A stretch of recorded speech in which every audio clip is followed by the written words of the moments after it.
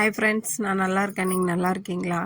எங்கள் வீட்டில் மீண்டும் சபரிமலை பயணம் ஸ்டார்ட் ஆகிடுச்சிங்க. எப்பயுமே வருஷத்தில் ஒரு தடவை கார்த்திகை மாதம் தான். கார்த்திகை மாதம் விரதம் இருந்து ஜனவரி 3ஆம் தேதி தான் போவாங்க. இந்த வாட்டி என்னன்னு தெரியல. எங்கள் பையன் திருப்பியும் மாலை போடுறாங்க. இன்றைக்கி தேதி என்ன? 20/3ங்க, மார்ச் மாதம் 20ஆம் தேதி. இன்றைக்கி திருப்பி மாலை போடுறாரு. இன்னைக்கு வெள்ளிக்கிழமை மாலை போட்டு அடுத்த புதன்கிழமை போகிறாரு. திருப்பியும் சபரிமலை பயணம் ஸ்டார்ட் ஆகிடுச்சிங்க. திருப்பி சாமிலாம் கீழே இறக்கியாச்சு. வருஷத்துக்கு ஒரு தடவை தான் சாமியை கீழே எடுப்போம். இந்த வருஷம் என்னன்னு தெரியல, 2வது ஒரு டைமாக இந்த வருஷம் எடுக்கிறோம்.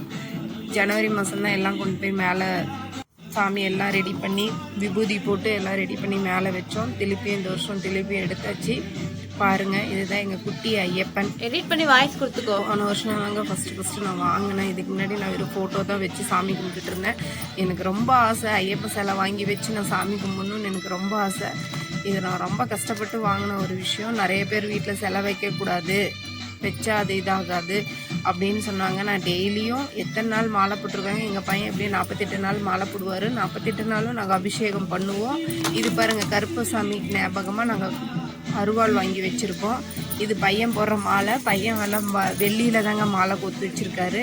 அதனால் ஐயப்பன் சாமி கூடயே வச்சுட்டோம். இந்த டப்பா புதுசாக வாங்கி இதில் விபூதி கொட்டி இதுலேயே ஐயப்பனை வச்சுருவோம். இது ஐயப்பன் சாமி எடுக்கும் போது மட்டும்தான் இந்த விளக்கு எல்லாமே நாங்கள் எடுப்போம். அப்படியே செட்டாக கொண்டு போய் வச்சுருவோம். இந்த விளக்கு எல்லாமே செட்டாக கொண்டு போய் வச்சுருவோம். எதுவுமே கீழே எடுத்து யூஸ் பண்ண மாட்டோம். திருப்பி வருஷத்துக்கு ஒரு தடவை தான் எடுப்போம். இந்த வாட்டி என்னன்னு தெரியல, ஐயப்பன் திருப்பியும் எங்கள் பையனை வர சொல்லியிருக்காரு. இது பாருங்கள், இந்த விபூதியில் மாலையை போட்டு வச்சுட்டு நல்லா கழுவியாச்சு. இப்போ மாலை போட போகிறாங்க. சாமி நல்லா கழுவிட்டு அபிஷேகம் பண்ணணுங்க.